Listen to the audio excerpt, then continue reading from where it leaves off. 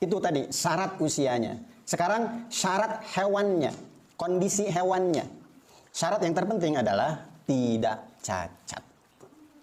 Kalau hewan-hewan ini dia cacat, unta cacat, sapi cacat, kambing cacat, domba cacat, maka tidak diperbolehkan untuk dijadikan hewan kurban.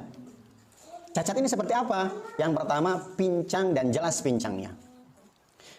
Kemudian cacat ini yang kedua, picek. Salah satu matanya buta, apalagi dua-duanya buta dan jelas butanya. Yang ketiga, sakit. Kemarin itu viral, sakit sapi, namanya PMK. Dan jelas sakitnya, maka tidak diperbolehkan untuk kurban. Kemudian yang keempat, sangat kurus sampai tidak ada sumsumnya, maka tidak diperbolehkan untuk dikurbankan. Jadi berkurban itu harus dengan binatang yang terbaik, minimal sehat. Kalau tidak bisa memilih hewan kurban yang besar, yang mahal, maka minimal sehat, tidak cacat. Dan para ulama menyebutkan di antara cacat ini adalah putus lidahnya, putus susuknya kalau betina, ekornya buntung. Tapi kalau kelamin putus itu tidak masalah.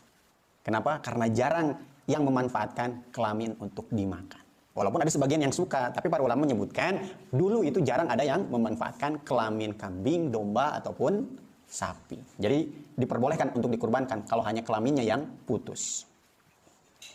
Sebagian gigi diperbolehkan, 2 atau 3 nggak masalah, 4 atau 5 nggak masalah. Yang penting tidak seluruh giginya. Ompong, sapi ompong, domba ompong, betul-betul tidak ada giginya, maka dianggap cacat, tidak diperbolehkan untuk kurban. Begitu juga dengan putus tanduk, nggak masalah.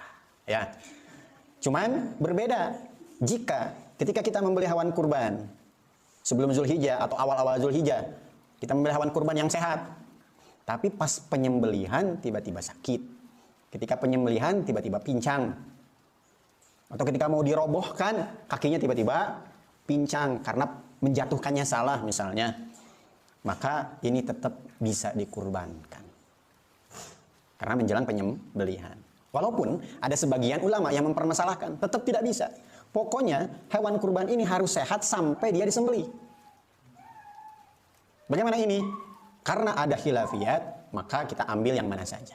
Hanya saja kita kalau menjadi panitia yang menjatuhkan hewan kurban, itu harus hati-hati. Jangan sampai ketika menjatuhkan hewan kurban, kakinya putus atau menjadi pincang sehingga menjadi cacat, tidak boleh dikurbankan. Ini hati-hatinya saja. Mafhum ikhwan?